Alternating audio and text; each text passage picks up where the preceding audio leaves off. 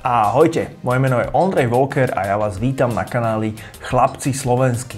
V tomto videu si pozrieme alebo povieme 13 najbežnejších, najčastejších a najkrutejších podvodov, s ktorými sa stretávajú Slováci aktuálne cez internet, cez SMS-ky, cez telefón, cez správy. Aké hrozby na vás číhajú, aké sofistikované postupy títo podvodníci používajú, na čo si máte dať pozor. Takže zbystrite pozornosť a myslím si, že toto je skvelé video na to, aby ste ho poslali babke, detkovi, strýcovi, strinej, mame, otcovi, bratovi, koňovi, hoci komu, na kom vám záleží a nechcete, aby sa dostal do situácie, ktorú ja keď som sa rozprával s ľuďmi, ktorí pracujú v banke ohľadom tejto problematiky, tak som dostal úplne šokujúcu informáciu, ktorá ma naozaj, že mi odstrelila dekel, koľko ľudí denne je okradnutých, koľkokrát sa v jednej banke stretnú denne s tým, že im niekto zatelefonuje a povie, že mu vybielili účet. Naozaj deje sa to jak na bežiacom páse, to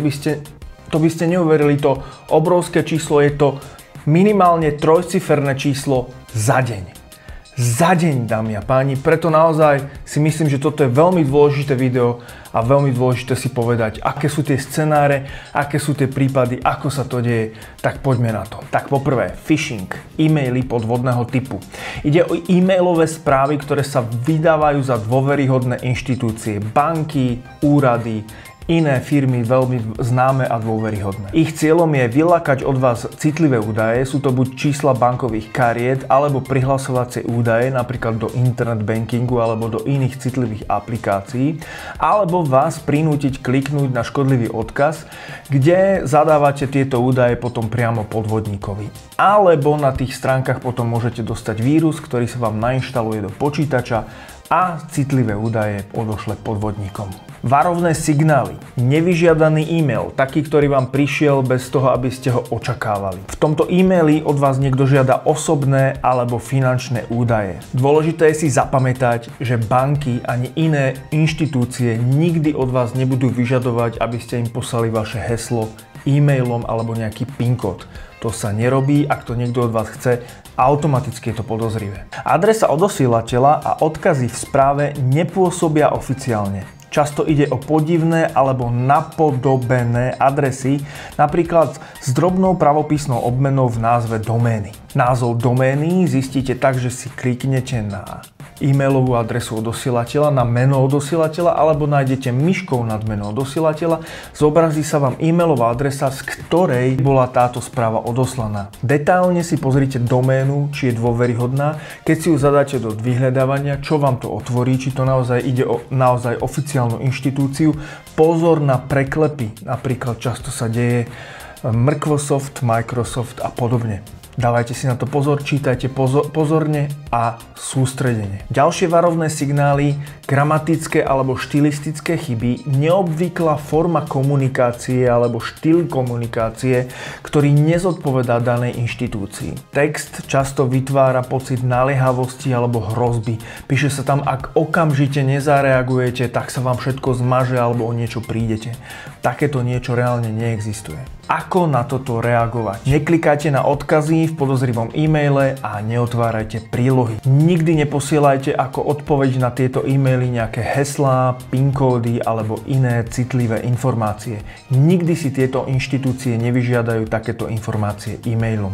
E-mail ignorujte a vymažte. Ak sa tvári ako nejaká banka alebo inštitúcia, zavolajte na oficiálne telefónne číslo tejto banky alebo inštitúcie. Pozor, neklikajte na odkazy v maile, choďte do nového okna prehliadača, tam si otvorte, dajte hľadať danú inštitúciu, pokiaľ ju poznáte samozrejme, nehľadajte nejakú, o ktorej ste počuli prvýkrát, to je automatický podvod. No a zavolajte na telefónne číslo nejakú kontaktnú linku, nejakú podporu a opýtajte sa, či naozaj vám poslali takúto správu, či to nemôže byť podvod. Takýto podvodný e-mail môžete nahlásiť, minimálne ho označiť ako spam, môžete ho nahlásiť vašej spoločnosti, ktorá vám poskytuje e-mailovú službu, alebo samozrejme sa môžete obrátiť na linku pre kyberzločiny. 2. Podvodné správy, SMS alebo chat. Podvodníci často skúšajú šťastie aj cez SMS správy alebo chatovacie aplikácie ako je WhatsApp, Messenger, Viber a podobne. Správa môže obsahovať odkaz na falošnú webovú stránku, napríklad banky alebo kurierskej spoločnosti, alebo priamo žiadať o peniaze. Veľmi rozšírené sú aj správy cez SMS-ku, WhatsApp, Messenger a podobne, kde sa podvodník vydáva za nejakého vašeho známeho a žiada pomoc. Väčšinou pod zamienkou nejakej neočakávanej zlej udalosti, havárie, straty, krádeže, finančné tiesne a podobne žiada o finančnú pomoc. Zbystrite pozornosť. Aké sú varovné signály? SMS-ka či správa príde od neznámeho čísla. Často s predvoľbou cudzej krajiny, s textom o nedoručenom balíku, výhre alebo probléme s účtom, ktorá obsahuje podozrivý odkaz. Veľmi častý podvod je, keď sa niekto vydáva za vášho syna alebo dcéru. Havária, krádež, niečo sa stalo, proste stratil som mobil, píšem z nového čísla, píšem z kamarátového čísla, píšem od niekoho čísla, pomôž mi, pošli mi, výbav zariaď, hoď peniaze do smeťáka, pošli mi 10 000 na účet a podobne. Dávajte si pozor. Veľmi často tieto správy začínajú: ahoj mami, mám nové číslo, a pokračujú žiadosťou o finančnú pomoc. Komunikácia vytvára tlak na rýchle konanie a apeluje na vaše emócie. Strach blízkeho, radosť z výhry, obava z dlhu. Častým sprievodným javom je prosba o to, aby ste o tom nikomu nehovorili. Výkričníkom môže byť aj gramatická chyba alebo strojový preklad, ktorý by váš syn alebo dcera nikdy neštilizoval tak ako stroj. Oficiálne inštitúcie a firmy používajú správnu gramatiku a správnu štilistiku a oslovujú vás väčšinou menom. Majú vás v databáze a to, že to začína anonymne dobrý deň vážený používateľ, to už môže byť podozrivé. Ako zareagovať? Neklikať, neotvárať žiadne odkazy v týchto podozrivých SMS-kách alebo chatových správach. Môžu odkazovať na stránky, ktoré od vás vylákajú nejaké údaje alebo vám infikujú váš mobilný telefón nejakým vírusom. Ak sa v SMS-ke tvrdí, že je od nejakej inštitúcie, banky alebo kuriéra, nikdy nenasledujte tie pokyny, ktoré sú v tej správe. Namiesto toho vždy použite oficiálnu aplikáciu, oficiálnu webovú stránku tej danej spoločnosti a zavolajte na telefónne číslo uvedené na oficiálnom mieste od tej danej spoločnosti alebo inštitúcie. Nikdy na to číslo, ktoré vám niekto poslal v tej správe, pretože to je logický podvod. V prípade tej správy o údajnom známom, rodinnom alebo rodinnom príslušníkovi najskôr dýchajte, premyslite si to. Ono je to veľmi stresová situácia, keď vám napíše SMS-ku váš syn alebo dcera: mal som haváriu, prišiel som o telefón, niečo sa stalo. Pozor, dýchajte, myslite, zavolajte niekomu, kto vám pomôže v tejto kritickej situácii. Najprv samozrejme zavolajte tomu danému človeku, pretože on vám v tej správe tvrdí, že stratil telefón alebo že má nové číslo, čo je samozrejme výmysel, takže zavolajte na to telefónne číslo. Samozrejme zhodou okolností vám to váš syn alebo dcera nemusí brať. To neznamená hneď paniku, môže to znamenať, že je v škole alebo momentálne proste nemôže telefonovať. Zavolajte čo najviac známym, povedzte mu, že toto sa vám stalo, aj keď niekto nalieha v tej správe, že nikomu nevolajte, nehovorte o tom. Práve naopak, zavolajte si niekoho, ja neviem, mladšieho, ak ste už v pokročilom veku, alebo niekomu, komu dôverujete. Zdôverte sa s tým. A spomeňte si na toto video, že veľmi často môže ísť o podvod. A hlavne prosím vás, bez toho, aby ste sa uistili a boli si 100% istí, počuli toho človeka, zavolali na jeho naozajstné telefónne číslo, že naozaj má finančné... Ja nehovorím, že sa to nemôže stať, stáva sa to, ale 3-4 spôsobmi si to overte, či to naozaj tak je. A kým nebudete 100% presvedčení, nikam neposielajte žiadne peniaze. Už vôbec nie mimo nejakého jeho účtu a podobne. Každý človek, aj v prípade, že stráti telefón, tak stále má svoj účet. No a v neposlednom rade nahláste túto komunikáciu polícii. Správna reakcia je neposielať peniaze, overiť si situáciu, zavolať skutočnému synovi, dcére, zavolať nejakému blízkemu známemu, ktorý vám pomôže poradiť. Dýchajte, premýšľajte. Ten, kto koná v rýchlosti, v strese a v panike, je veľmi náchylný spraviť niečo, čo bude ľutovať. No a ideme na trojku a tretí najčastejší prípad je, keď sa podvodník vydáva za technickú podporu. Ako to funguje? Na obrazovke vášho počítača, mobilného telefónu alebo dokonca aj televízora sa objaví falošné okno a hlásenie o technickom probléme. Máte zavolať na telefónne číslo, na podporu, kde zavoláte a povedia vám, že potrebujú vzdialený prístup. No a po vzdialenom prístupe požadujú platbu za opravu. Varovné signály. Všetky okná alebo reklamy sú to väčšinou, ktoré vám vyskočia na internete a obsahujú telefónne číslo a hovoria o tom, že máte nejaký technický problém, sú na 99% podvod. Skutočné technické spoločnosti totižto v skutočnosti nikdy neposielajú takéto oznámenia prostredníctvom počítača alebo zariadenia. Ďalší varovný signál je samozrejme tá požiadavka na ten vzdialený prístup do počítača. Toto väčšinou, v drvivej väčšine naozaj táto podpora nechce. Ako reagovať? Nikdy na tieto telefónne čísla z týchto pop-up okien netelefonujte, vypnite počítač a reštartujte ho. Ak potrebujete kontaktovať technickú podporu, tak vždy cez oficiálne kanály, to znamená vy si nájdete na internete telefónne číslo na vašu technickú podporu alebo v nejakej technickej príručke, brožúrke, letáku, nálepke.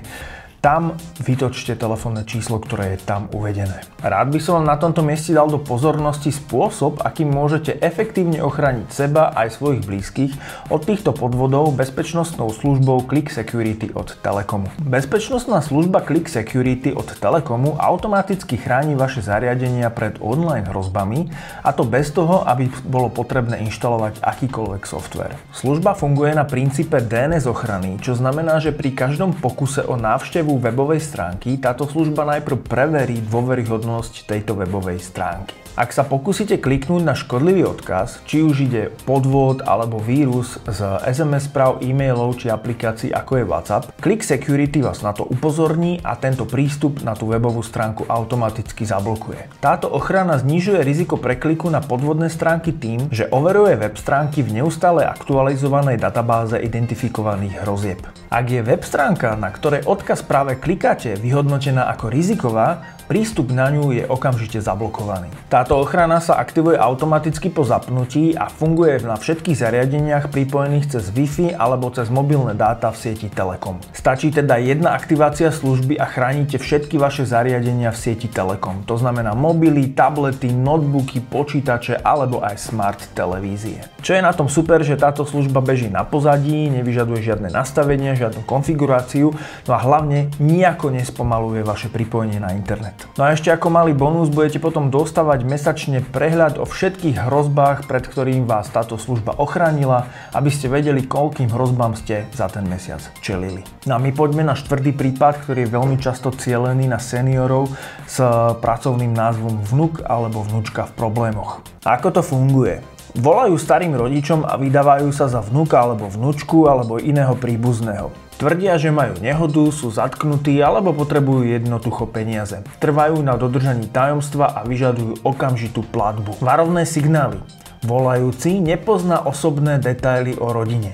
Opýtajte sa na nejakú vec, ktorú by mali vedieť z vašej rodiny, nech vám ju zodpovedajú. Pozor, nepýtajte sa áno, nie, pýtajte sa na konkrétnu vec, aby to bolo výber z množstva možností. Aby to jednoducho nebolo možné tipnúť. Žiadajú o tajnosť, nehovor to máme prosím ťa, no a nútia na okamžitú platbu cez nezvyčajné spôsoby, rôzne kryptopeňaženky a rôzne transfery na okamžité účty niekde v zahraničí a podobne. No a nedovolia vám hovoriť s inými členmi rodiny, pretože okamžite by to bolo prezradené. Ako správne zareagovať? Dýchajte, uvedomte si, čo sa deje, pýtajte sa na osobné, detailné otázky, ktoré som už spomínal, ktoré by mal ten daný človek vedieť o rodine. Pýtajte sa na konkrétne detaily a nedávajte žiadne nápovedy.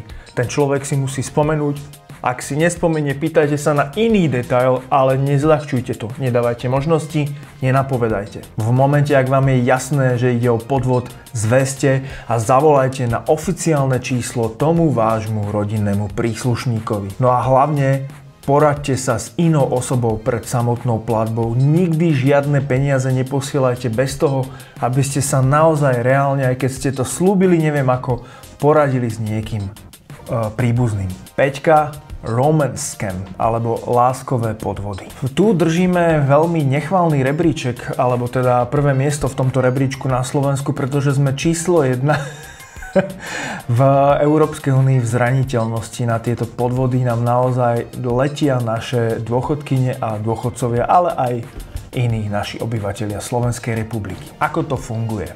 Podvodník si vytvorí profil na zoznamovacej službe, zoznamke alebo na sociálnych sieťach. Dokážu byť veľmi trpezliví a dlhé mesiace si budujú vašu dôveru, snažia sa, aby ste sa do nich zamilovali. Následne sa udeje nejaká katastrofa, nejaká nepredvídaná situácia a žiadajú o finančnú pomoc alebo o investíciu. Varovné signály.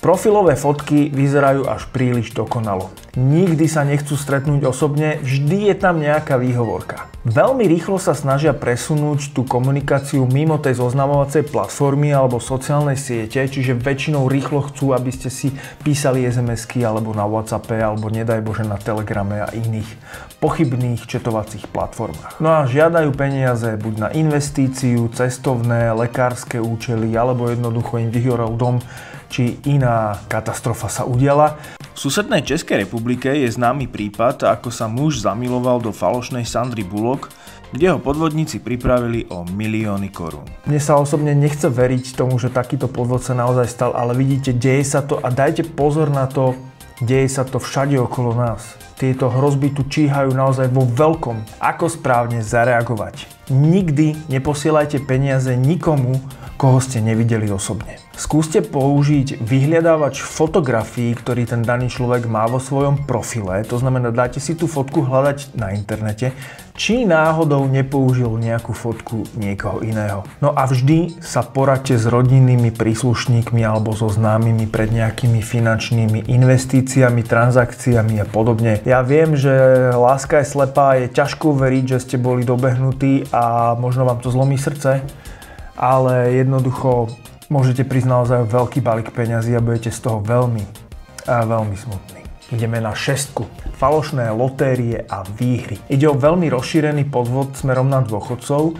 44% všetkých volaní smerom na dôchodcov je o falošných lotériách a falošných výhrách. Ako podvod funguje? Niekto vám zatelefonuje a povie, že ste vyhrali v lotérii, pričom vy sami vôbec neviete, že taká lotéria existuje a že ste sa do nej zapojili. Požadujú poplatky alebo dane za spracovanie výhry alebo dopravu výhernej ceny k vám. No a samozrejme používajú názvy skutočných lotérií. Varovné signály. Ako funguje tento podvod? Keď vyhráte v nejakej lotérii, čo je samo o sebe veľmi málo pravdepodobné, tá pravdepodobnosť je 1 ku niekoľkým miliónom, tak na to, aby ste tú výhru dostali, nikdy to nie je podmienené tým, že musíte niečo zaplatiť. To je automaticky vždy podvod. Žiadajú platbu rôznymi darčekovými kartami, rôznymi čudnými prevodmi alebo kryptomenovými transakciami. No a vytvárajú tlak na okamžitú platbu. Musíte to zaplatiť hneď, inak prídete o výhru.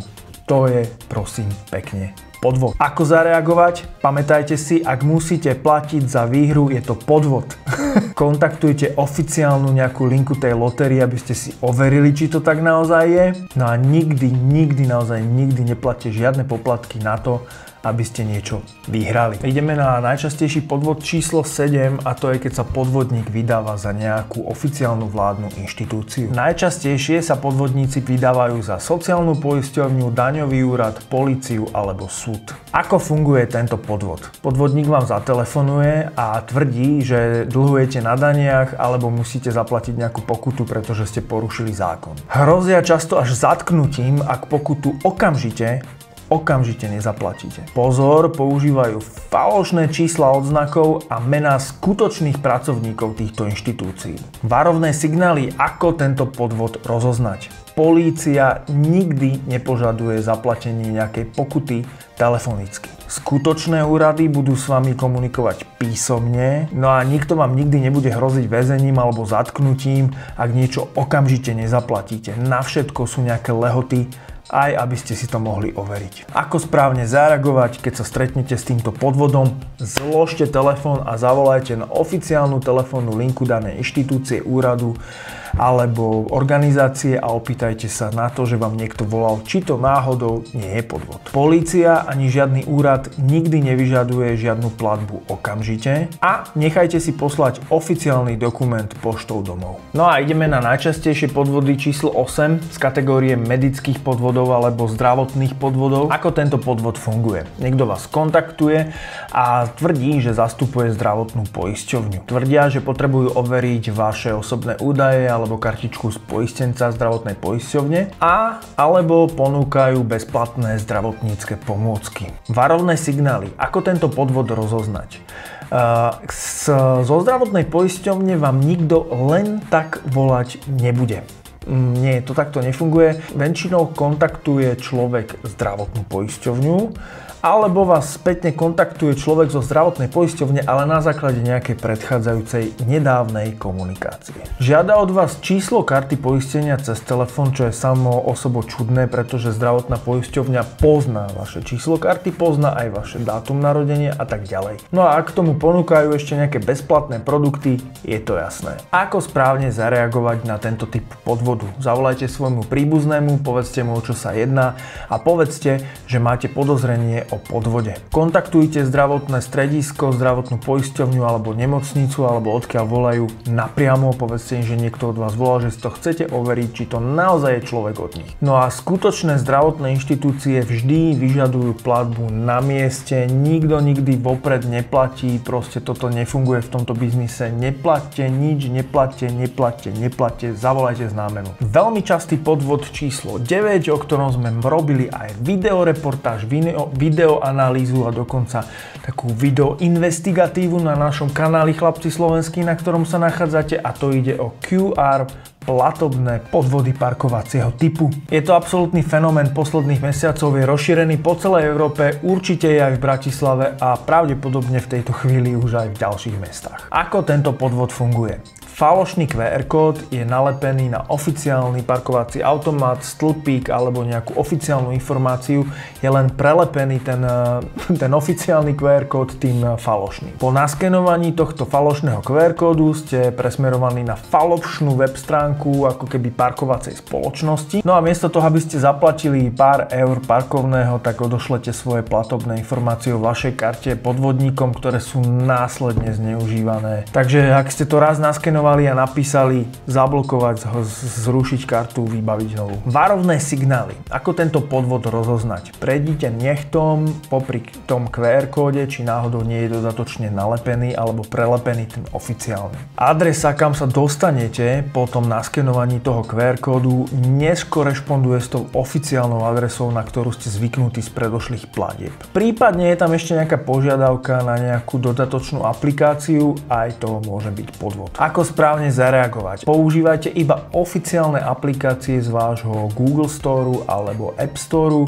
ktoré majú pozitívne recenzie a nie je tam niekde napísané, že to je podvod alebo scam v recenziách. No a ak je potrebné zaplatiť parkovné cez nejakú naozajstnú webovú stránku, overte si, či je to naozaj oficiálna webová stránka tej danej parkovacej spoločnosti. Dostávame sa na priečku číslo 10, medzi najznámejšie a najviac diskutujúcejšie sa podvody, s ktorými sa môžete stretnúť, a to sú podvody s faktúrami alebo s falošnými internetovými obchodmi. Ako tento podvod presne funguje? Podvodníci posielajú falošné faktúry za služby alebo tovar, no a vytvárajú falošné pozmenené verzie oficiálnych e-mailov, ktoré vám chodia, že máte niečo zaplatiť, na ktoré ste zvyknutí, ale samozrejme údaje zmenia najmä číslo účtu na ich podvodnícky. Varovný signál. Faktúra príde v neočakávaný deň alebo za službu, ktorú ste si vôbec neobjednali, vyzerá trošku ináč. Zbystrite pozornosť, overte od osielateľa, kto vám ten e-mail poslal, pretože tamto viete zistiť, či to náhodou nie je nejaká podozrivá e-mailová adresa. Skúste zistiť, či aj predchádzajúci e-mail, ktorý ste platili, je z tej danej e-mailovej adresy, či to náhodou nie je podvod. No a na tej platbe, na ktorú ste zvyknutí, sú zrazu iné platobné údaje, ako ste bežne zvyknutí, ako bežne posielate, takže si overte, či ste aj minulý mesiac napríklad, ak to je pravidelná platba, posielali na toto číslo účtu peniaze. No a je tam vytváraný tlak na okamžitú platbu. Príde vám, už je to po splatnosti, je to na pokutu, keď to hneď zaplatíte, zrušíme vám internet, neviem čo, poistku a tak ďalej. Toto nikdy nikto neposiela tak, že to máte platiť okamžite. Vždy je na niečo nejaká lehota. Ako správne zareagovať na tento typ podvodu? Zatelefonujte naozajstnému overenému dodávateľovi tejto služby, že ste dostali takúto faktúru, či náhodou nejde o podvod. Nič samozrejme neplatte, obráťte sa na políciu, nahláste podvod a poradte sa s nejakým rodinným príslušníkom alebo známym. No a tým sa dostávame na priečku číslo 11, kde sa nachádzajú hluchí alebo hluchonemí, vyberači určitej charity, možno ste sa s nimi už stretli, a teda áno, a je to vždy alebo na 99% podvod. Títo hluchí alebo hluchonemí vyberači charit sú celoeurópsky problém, sú v každej turistickej destinácii, v každom väčšom meste. Pristúpia k vám s papierom, s nejakou petíciou, kde sú nad vami už vypísané nejaké mená s príspevkami a žiadajú príspevok buď na hluché, hluchoneme alebo inak handicapované, väčšinou deti alebo iné osoby. Používajú pritom oficiálne vyzerajúce dokumenty, často aj odznaky, no a potom ako podpíšete petíciu, tak žiadajú ten príspevok. Varovné signály. Petícia je v inom jazyku, ako je ten váš, ako je jazyk tej krajiny, kde sa nachádzate, napríklad v anglickom jazyku. Keby to bolo napríklad v slovenskom jazyku, tiež sa to môže stať, ale boli by tam určite nejaké gramatické chyby a niečo, čo by vám tam nesedelo. Hovoria o nejakých minimálnych sumách, čo pri charite nikdy nepripada do úvahy. No a pri odmietnutí sa správajú jemne až príliš agresívne. Ako správne zareagovať? Ignorovať, pokračovať v chôdzi, nie ďakujem, nie ďakujem, nie ďakujem, nie ďakujem. Pozor, aby vám niečo neukradli z váčku. Nikdy nepodpisujte žiadne neznáme dokumenty na ulici nikomu. No a ak chcete niekomu prispieť na charitu, tak sú tu na to oficiálne web stránky, oficiálne organizácie a oficiálne nástroje. No a sme na priečke číslo 12 a tu sú podvody v online nákupoch, e-shopoch a rôznych internetových bazároch. Ako tento podvod presne funguje? Podvodníci sú veľmi sofistikovaní a vytvoria falošný internetový obchod s falošnými recenziami. Všetko je tam falošne, krásne to vyzerá, no a nalákajú vás na veľmi zaujímavé, lákavé nízke ceny. Po objednaní od vás chcú platbu vopred, no bohužiaľ tovar vám nikdy nedorazí. Začnú výhovorky alebo e-shop úplne zmizne. Iným trikom je zase predaj falzifikátov miesto originálneho tovaru. Príde vám nejaká lacná napodobenina za pár šupov a zaplatili ste za to cenu, ktorá je adekvátna tomu originálnemu produktu, ale zľavená o nejakú zaujímavú sumu. Čo je úplne najhoršie na týchto falošných internetových obchodoch, že vaše platobné údaje často neposielate nejakej platobnej inštitúcii, ale priamo tomu podvodníkovi, takže aj vaše platobné údaje, platobné karty sú ďalej zneužívané zase v ďalších podvodoch. Veľmi podobné prípady fungujú aj na online bazároch, napríklad lacná napodobenina alebo vylákanie na peniaze, na platbu vopred alebo na dobierku vám príde niečo, čo je vnútri iba tehla a podobne. Dokonca sú tie podvody tak sofistikované, že niekto ako vám, ako predávajúcemu, ako tomu, čo má inzerát povedzme na bazoši, niekto sa s vami dohodne na kúpe, ponúkne sa, že zaplatí vopred, pošle vám potvrdenie o platbe, ale náhodou sa pomýlil a poslal vám o nejakú sumu viac a žiada, aby ste mu ten preplatok zaplatili. Je to podvod. Varovné signály, ako tento podvod rozoznať. Ak vám niekto ponúkne iPhone za polovičnú cenu, s najväčšou pravdepodobnosťou je to podvod, pretože iPhone sa za polovičnú cenu nový naozaj nedá kúpiť. To isté platí o nejakých luxusných tovaroch, kabelkách, o oblečeniu a podobne. Polovičné alebo veľmi výhodne zľavené ceny, to nevyzerá úplne legitímne. Podvodníci naliehajú na rýchly obchod, rýchlu platbu, nech je všetko rýchlo vybavené, nech majú peniaze a vy zostanete smutní. Často predajca tvrdí, že o to je veľký záujem, že má ďalších 5, ktorí to chcú kúpiť, tak chcete teraz alebo nikdy. Pozor, podvod, nebrať, nekupovať, zavrieť, dovidenia. Na e-shopoch sú nejasné informácie o platobných podmienkach, obchodných podmienkach, reklamačných podmienkach, podmienkach o vrátení tovaru. Chýbajú údaje o firme, o adrese, telefónne číslo, e-mailová adresa a samozrejme chýbajú recenzie, reálne recenzie od reálnych ľudí. Často sú to len screenshoty recenzií vytvorené umelou inteligenciou alebo vo Photoshope. Často predajca žiada nejaký podozrivý typ platby mimo oficiálne nejaké platobné brány, buď priamo na účet, vkladom na účet, prevodom na nejakú zahraničnú banku, alebo kryptomenou nebodaj a podobne. Prípadne sa ešte využíva platba cez darčekovú kartu. Pri bazároch často aj tí predajcovia, aj tí kupujúci žiadajú nejaké platobné informácie o vás, že máte si to napojiť na váš internet banking, aby vám mohla prísť platba z tej dobierky a podobne. Pozor, podvod, nebrať, nekupovať, skončiť komunikáciu. No a často sú využívané falošné potvrdenia o platbe. Pokiaľ vám nič na váš účet neprišlo, nikomu nič nevracajte, prosím vás. Sú to falošné, vo Photoshope alebo umelou inteligenciou vytvorené potvrdenia o platbe. Často ten kupujúci tvrdí, že vám tie peniaze pošle, ale že PayPal, banka alebo nejaká iná platobná brána ich zadrží, kým nepošlete vy ten tovar. To je hlúposť. Takto platobné brány nefungujú. Ako správne zareagovať? Nakupujte na overených internetových obchodoch od overených obchodníkov. Ak ten obchodník nie je overený a chcete ho vyskúšať, tak hľadajte obchodné informácie, platobné informácie a tak ďalej, sídlo firmy, či sa dá dovolať, či sa dá dopísať, aké sú podmienky pre vrátenie a podobne, aké sú platobné podmienky, či používajú oficiálne platobné brány, aj keď to môžu samozrejme tvrdiť, ale pozor na to, či to tak naozaj je. Hľadajte recenzie a skúsenosti na tento internetový obchod.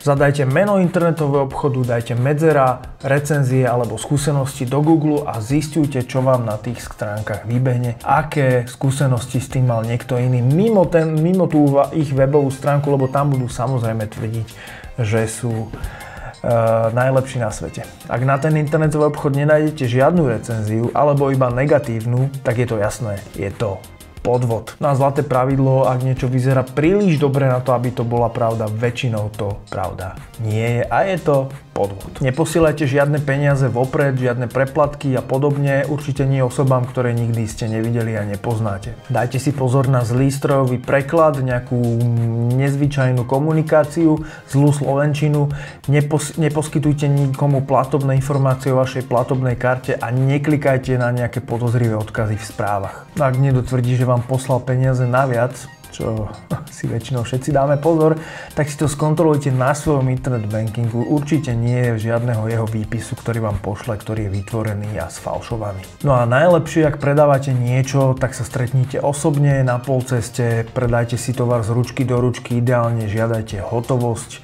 a skontrolujte si pravosť bankoviek. Na posledné miesto z našeho rebríčka sa týka prípadom falošných investícií do kryptomien. Ako tento podvod funguje?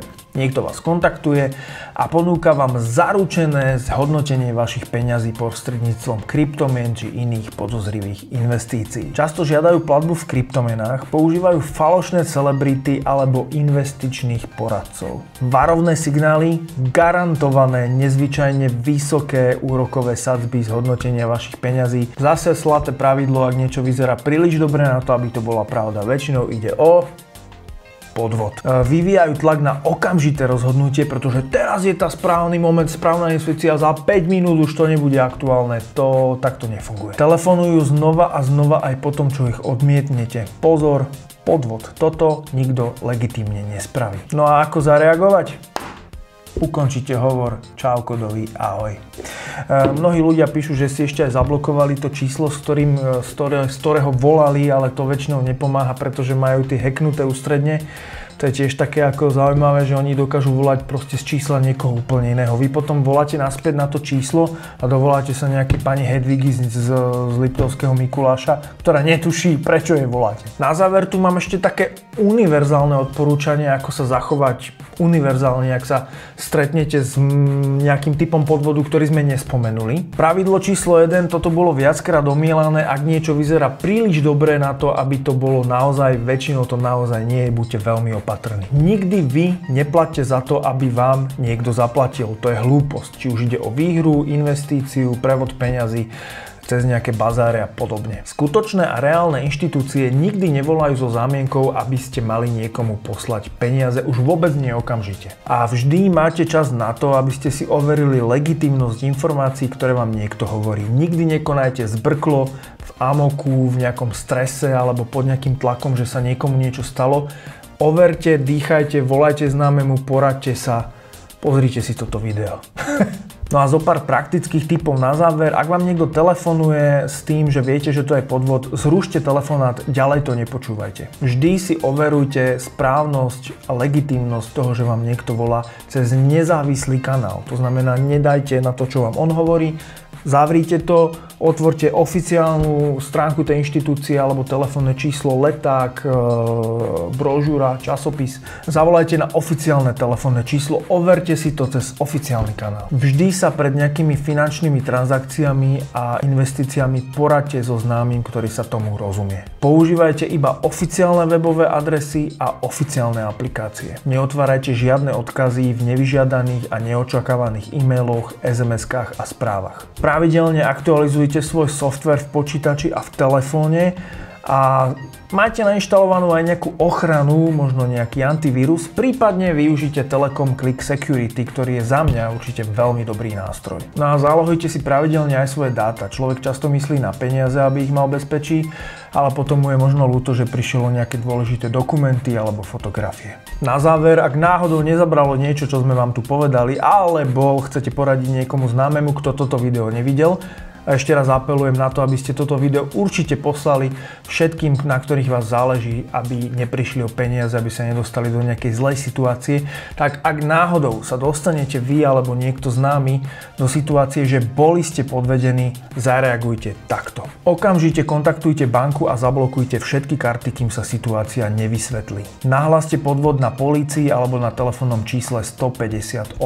Informujte rodinu. Toto už nie je situácia, kedy sa máte hanbiť. Toto je situácia, kedy vám majú vaši blízky pomôcť. Určite sa nehambite požiadať o pomoc. Dokumentujte dátumy, kto vám volal, kedy, o koľkej, čo sa presne stalo a tak ďalej, aby ste potom vedeli vysvetliť situáciu polícii. No a zmente hesla, ak ste boli napadnutí ku všetkým vašim účtom a dôležitým prístupom. No a úplne nakoniec pamätajte na to, že podvodníci sú veľmi inteligentní a sofistikovaní, zneužívajú vašu dôveru, vytvárajú pomocou umelej inteligencie veľmi dôveryhodne vyzerajúce informácie, dáta, web stránky, dokumenty a tak ďalej. Vaša ostražitosť a zdravý rozum je vždy najlepšia ochrana. Buďte ostražití, opatrní, dôverujte svojmu inštinktu, čo vám hovorí a nikdy sa nehambite opýtať, poradiť a požiadať o pomoc. Je lepšie, ak sa budete chvíľku hanbiť, že sa opýtate niekoho o pomoc, ako sa hanbiť do konca života, že vám niekto vybielil účet. Dámy a páni, toto bol Ondrej Volker na kanáli Chlapci slovenskí, ktorý ste práve sledovali. Ja vám veľmi pekne ďakujem za dopozeranie. Budem veľmi rád, ak dáte like na video, pretože to pomôže tomuto videu dostať sa k publiku, ktoré určite ocení tieto informácie. Verím, že sme vám pomohli. Verím, že ak tam máte tlačidlo vychváliť, tak stlačíte aj tlačidlo vychváliť, nám to veľmi pomôže. Odoberajte náš kanál Chlapci slovenskí, dajte si aj odber, dajte si aj zvonček, aby vám neušlo jedno z našich nových nejakých zaujímavých videí. No a budeme radi, ak nám dáte do komentára vaše skúsenosti, čo sa vám stalo, čo sa vám prihodilo a ako ste to vyriešili. No a ak by ste chceli našu tvorbu podporiť, je to možné na platforme Hero Hero, konkrétne na adrese herohero.co/hsk ako chlapci slovenský, ch ako chlapci, sk ako slovenský. Ďakujeme za každú vašu podporu. Pomôžete tým tomuto kanálu, aby držal svoju kvalitu a publikoval stále nové videá. Ďakujeme. No a posledných 20 sekúnd vo videu vždy patrí našim podporovateľom na Hero Hero, takže chcem pozdraviť Michael91. Michael, ďakujem za podporu a Davida Stančíka. David, ďakujeme. A ak chcete, pridajte sa. Budeme veľmi radi. Ahojte.